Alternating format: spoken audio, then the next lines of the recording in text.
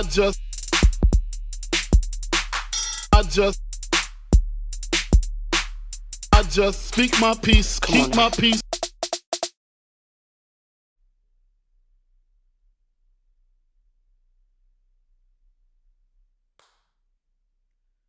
What's good, y'all? Welcome to the Speak on Peace podcast. As always, I'm your gracious host, Greg Lacey. Like we always do about this time, I hope this episode reaches you all in good health, good wealth, and that you are taking care of yourself and your loved ones, because we know just how important that is today. We're here to close out a trifecta, y'all. 3P. Started off with episode 139. That led into the last episode, and I keep on ending these, not on the cliffhangers, but something that can lead to another episode, because I want to make sure that my thoughts are conveyed clearly and not, jump it up into one big thing. So I had to break this down into three. So last episode, I closed out by speaking about co-parenting being a trap. I'm gonna get into more about what I mean by that trap here in this episode, but this is from both sides. I know I said episode 139, that fellas was gonna be mad at it. They probably was mad at episode 140 too. Just because of the perspective I was being just keeping it real about the male perspective and that I've seen and people I've dealt with, and also just my personal experience throughout certain things in dealing with women. And so this one, I'm gonna try to be more middle. I'm gonna play the middle ground on this one. I think that with me and my thoughts, I guess I gotta let me go back into how I ended the last episode. Speaking about just people actually not being ready. Speaking about the maturity and the difference between the two genders, male and female. Like I said, women mature faster than men, and so when you have that, in instances to where somebody is not actually mature and actually are not ready to become parents, actually not ready to start a family, you have an environment to where somebody's just going and doing these actions, like I said, with reckless abandonment and creating families with people they have no desire of being with for the rest of their life, but also they're not able or not ready in the position to actually be an active parent on both sides. It happens with male and females. That's why we have these things called bitter baby mamas and bitter baby daddies. In a lot of cases, not all cases, people procreate, they have children, they bring children into this world. They may be, dynamic shifts after the children come and they separate. One person moves on, the other person is trying to prohibit the person from moving on. And so it creates this environment to where someone is bitter because they feel like somebody is doing better than their life. But before I even jump into that, I got to go back into this maturity thing. A lot of times, what I was speaking about men not being ready is that, we're just out here doing what we're doing with reckless abandonment, not really thinking about the future. While a lot of times, not all cases, women are in these positions and they're like, this is the person I want to be with for the rest of my life. This is the person I want to start a family with. And so they're not moving with reckless abandonment, but they are understanding the consequences of not protecting yourself in these instances of intercourse, and they are thinking of the future. While in some cases, as men, we aren't thinking of that. And so you have this, and sometimes it's flipped too. Sometimes this man is like, this is the woman I want to be with, and there may be a woman who is just not done and dating, not done being with other people. And so when in both situations, if you flip and flop them, where you have that two people are not coming to two people don't have a common goal of starting a family and being together for the rest of their life, it creates a toxic environment for the child they bring in, because now you have a child that you both have to take care of. Now you have a child that you both are committed to for the rest of your life, and you both don't have the same goal in terms of taking care of this child. And so when you don't have the same goals of taking care of this child, there creates a divide in between the two of you, and the innocent bystander between y'all is the children. And so when you have these environments to where you have the innocent bystander, you have two sides to where they don't want to interact or commit to each other, it creates that environment of, okay, we have to separate. Okay, we're separating. I don't want you to go with somebody else. I don't want you having kids with somebody else. I don't want you to move on. And so now I'm going to be bitter. And again, that's both sides. I'm not pretending that towards one side, but this thing happens. It happens too often, I should say. Going back into me with personal experience, this past summer, I've been close to two situations so where I've seen this play out, and there was men on the other side. I've seen it play out to where you have two women that I know personally have children. They have children with men who, you know, they think that they're going to be with for the rest of their life. Men they believe who are committed to them, and then shortly after they have the children, even sometimes it's before and just not known. But in these cases that I've seen, the two women that I know, shortly after they have the children, the man begins to regress from that relationship. He begins to pull himself away from that woman. He begins to not tend or need to that child. And so we have situations like that.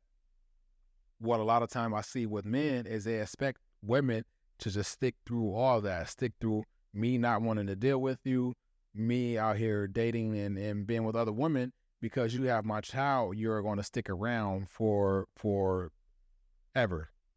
And so because I know that I have you, this is going back to that word, the trap, the co-parenting trap, because I know that I have you forever and I know that you're going to endure whatever I give you, I'm going to do whatever I want to do. And again, this happens on both sides, but from my experience and the people that I was dealing with, it was men who had this mentality and who believed this.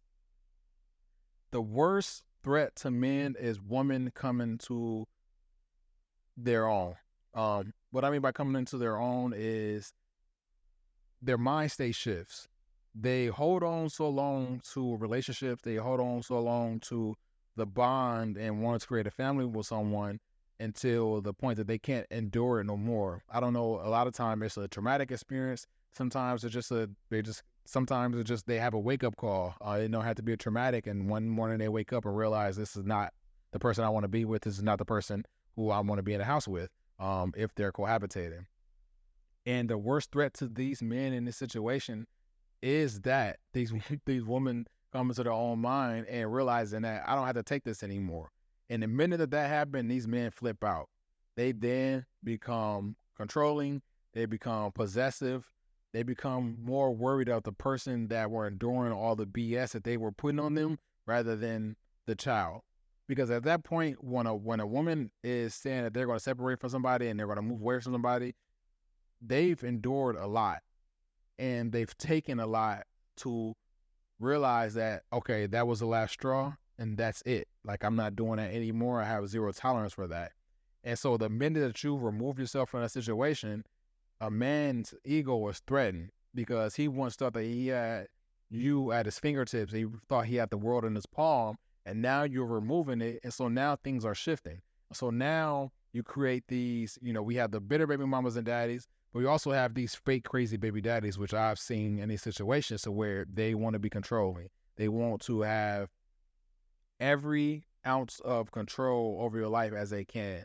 If you have a child with this person, once they're removed from the situation, they're going to do whatever they can to make your life a living hell, whether that means blowing your phone up whenever they can, framing it as they want to speak to a child, but actually they just want to make sure they keeping up with you, making sure that there isn't another person that came into the picture to replace them.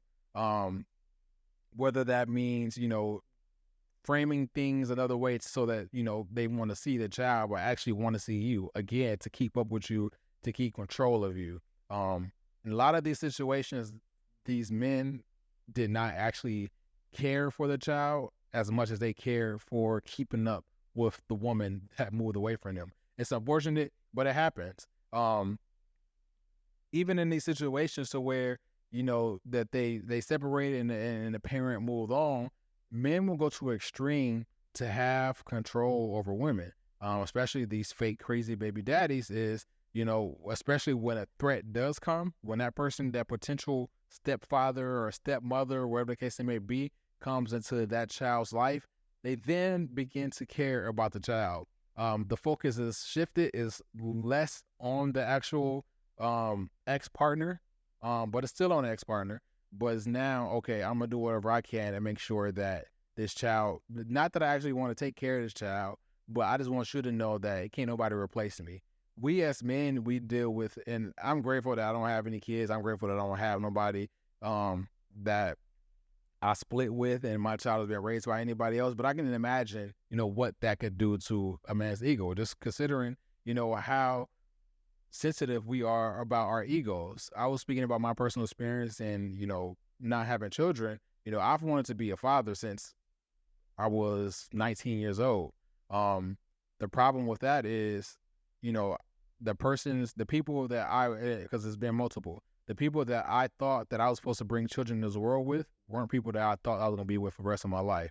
And so I'm grateful that I don't have children, but I could have easily be the person who may have one or two baby mamas that I'm just not cool with. And it could be a toxic environment for a kid because while I was engaging in those activities that bring children into this world, I wasn't actually committed to these people in these relationships long term.